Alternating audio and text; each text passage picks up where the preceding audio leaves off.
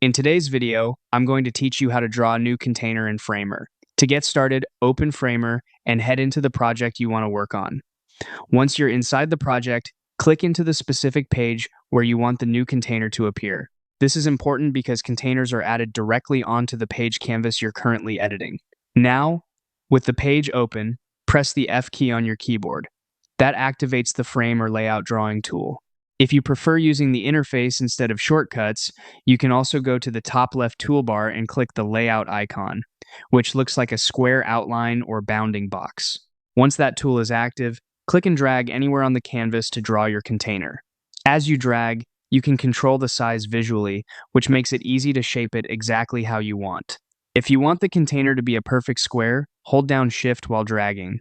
After the container is created, you can decide how it should behave. If you click Stack or press Shift+A, the container becomes an automatic layout engine.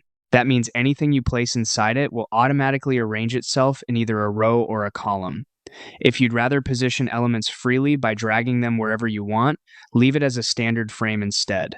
Next, customize the appearance of the container. In the fill settings, you can add a solid background color, apply a gradient, or even use an image.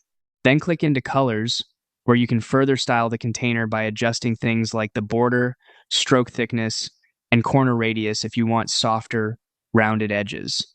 Finally, click on Size to control how responsive the container should be.